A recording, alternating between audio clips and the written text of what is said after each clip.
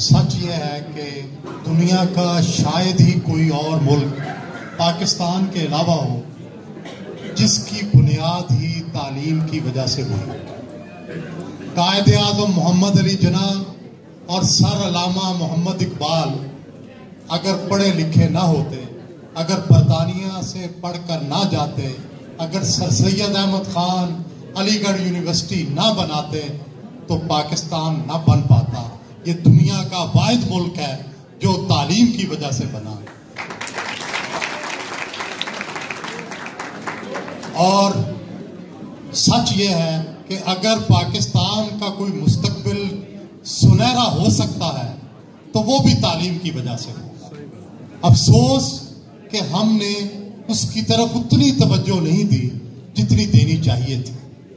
और मैं ये भी अर्ज करना चाहता हूँ कि जैसे हमारे ओवरसीज पाकिस्तानी हमसे भी ज़्यादा हसास है, पाकिस्तान के मामलात देख के कुढ़ते हैं और अक्सर मायूसी का इजहार भी करते हैं और ये सोचते हैं कि पाकिस्तान कुछ करके नहीं दिखा रहा और पाकिस्तान रोज़ बरोज़ ज़वाल की तरफ जा रहा है। मैं उनसे ये अर्ज करना चाहता हूँ कि आप तो 7-8 घंटे में 7 समुंदर पार करके एक नई दुनिया में आ गए। हमने अपनी एक एक ईंट को दिनों में सीधा करना है, सालों में सीधा करना है। हम वो जस्त तय करके आप तक नहीं पहुंच सकते। और अगर आप हमारी कामयाबियों को देखें एक मिनट के लिए, हमारे सियासी अदम इस्तेहकाम को आप जरा भूल जाएं, क्योंकि जापान में भी अदम इस्तेहकाम रहा, इटली में भी रहा और भी दुनिया के बहुत से ममालिक में रहता है। लेकिन आप हमारी तरक्की को भी देखें।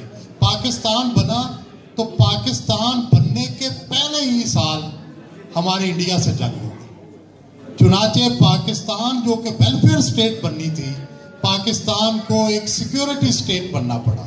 फौरी तौर पर अपने बचाव के लिए इकदामात करने पड़े और फिर हम इन इकदामात में इतने इन्वॉल्व हुए कि फिर हमें 65 की जंग लड़नी पड़ी, फिर 71 की जंग लड़नी पड़ी और फिर आप देखें कि हम अफगानिस्तान में रूस के मुकाबले में जंग लड़े और रूस को शिकस्त हुई। फिर हम 32 ममालिक हमारे पड़ोस में अब भी जंग में मसरूफ हैं और ये तीसरी आलमी जंग से किसी तौर पर कम नहीं है। लेकिन हमने इसमें भी कंसेंसस के साथ दहशतगर्दी को कंडेम किया।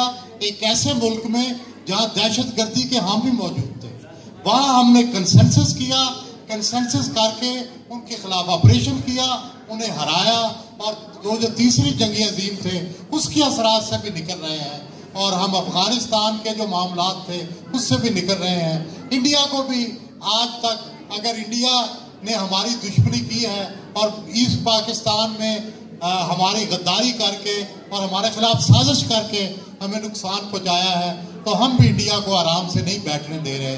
हम ये भी सोचें कि अगर हम वेलफेयर स्टेट बनाते हैं तो फिर हमारी फिर हमारा वो सोच कि हम मुसलमानों के लिए किला है, फिर हमें वो तब्दील करनी होगी। फिर हमें ये नहीं सोचना होगा, फिर हम एक आम मुल्क है। अगर आपने एक खास मुल्क बनना है, अगर पाकिस्तान को एक इस्लाम का किला समझते हैं, अगर पहली मुस्लिम एटमी कुव्वत समझते हैं, अगर आप ये समझते हैं कि पाकिस्तान जो है वो अपना सर फख्र से बुलंद रखे तो फिर कुर्बानियाँ देनी पड़ती हैं, फिर मुश्किलात आती हैं, फिर आप उन मुश्किलात को भी बर्दाश्त करें, फिर कभी इस्तेकाम नहीं आते। तो इसलिए मेरी आप लोगों से गुजारिश है कि हम जिन हालात से गुजर रहे हैं ये आपके ख्यालात, आपके तस्वुरात की दुनिया कायम करने के लिए है। आज हम भारत से दोस्ती कर लें, अफगानिस्तान से दस्ते नगर हो जाएं, अमेरिका के जो है वो झोली चुक हो जाएं तो हमारे मामला ठीक हो जाएंगे। क्या आप ऐसा चाहेंगे? जाहिर है हमारी एक आइडियालॉजी है, पाकिस्तान एक खास वजह से बना है, उसके लिए मुश्किलात हैं।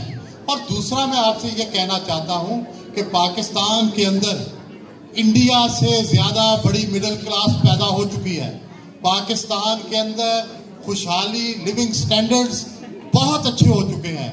आप जिस ज़माने में आए थे उसके बाद से उस ज़माने में किसी के पास कार होना बड़ी बात थी, अब एक आम बात है। اب ہمارے خاک روب کے پاس بھی موبائل فون ہے.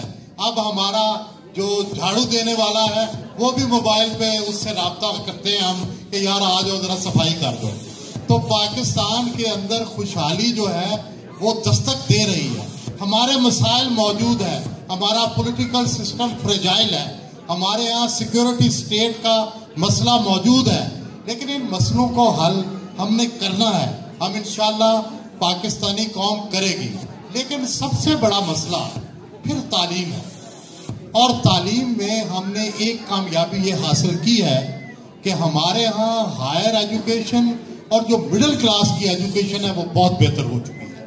گرامر سکول بن چکے ہیں, انگلش سکول بن چکے ہیں, پرائیویٹ سکول بن چکے ہیں. لیکن جو برا حال ہے, جو سب سے افسوسناک صورتحال ہے, وہ غریبوں کے لیے سکولوں کی ہے, وہ دیہات کے لیے سکولوں کی ہے, وہ گورنمنٹ سکولوں کی ہے. میں خود ایک ٹاٹ سکول میں پڑھا. ہمارے زمانے میں ٹاٹ سکول ایک آئیڈیل سکول ہوا کرتے تھے. ٹیچر دن رات محنت کرواتے تھے, شام کو مفت ٹیوشن پڑھاتے تھے اور بچوں کو امتحان کی تیاری کروایا کرتے تھے. اب گورنمنٹ سکولوں کے بڑے بڑے گراؤنڈ بھی موجود ہیں, بڑے اچھے اساتذہ بھی موجود ہیں, تنخواہیں بھی ٹھیک ملتی ہیں, لیکن افسوس کہ وہاں نہ کوئی جاتا ہے اور نہ وہ پڑھاتے ہیں. اب وہاں پہ صرف غریبوں مزاروں کے بچے پڑھتے ہیں, اور جو امیر بچے ہیں, مڈل کلاس کے بچے ہیں, وہ پرائیویٹ سکولوں میں پڑھتے ہیں. اور جب میں پچھلے دنوں ہی ایک بات سنا رہا تھا, میں ایک دوست کے پاس بیٹھا تھا, موبائل فون کی کمپنی تھی, تو اس کے پاس 40,000 درخواستیں آئیں اپلیکیشن کے لیے, نوکری کے لیے. تو اس کا متحد آیا اور اس نے پوچھا جناب یہ 40,000 درخواستیں آ گئی ہیں, آپ کیسے اس کو سلیکٹ کریں؟ اس نے کہا یہ جو میٹرک ایف اے والے ہیں نا ان کو نکالو, او لیول اور اے لیول والوں کو رکھ لو. تو جو ہمارا مستقبل ہے گورنمنٹ سکولوں کا اور گورنمنٹ ایجوکیشن کا, اس میں تو نوکری بھی نہیں ملے گی. یہ پھر دہشت گرد بنیں گے, یہ پھر چور اور ڈاکو بنیں گے. اس لیے ضروری ہے کہ دیہات کے سکولوں پر اور ٹاٹ سکولوں پر توجہ دی جائے. غزالی ایجوکیشن نے یہی کام کیا ہے کہ انہوں نے غریبوں کے بچوں کو, انہوں نے جو لاچار ہیں, بے کس ہیں, جو اچھے سکولوں میں نہیں پڑھا سکتے, ان کے لیے سکول کھولے, مفت سکول کھولے, ان کو فیسلٹی دے رہے ہیں, معذور بچوں کو دے رہے ہیں. میرا خیال ہے کہ یہی فوکس ہے, یہی وقت کی ضرورت ہے, اور ان کی سپورٹ کرنی چاہیے تاکہ پاکستان کی جو آئندہ نسل ہے وہ تعلیم یافتہ ہو اور پاکستان اپنی منزل کی طرف مزید تیزی سے جا سکے. بہت بہت شکریہ. بہت بہت شکریہ محترم سہیل بڑائی صاحب, ہم سے مخاطب تھے.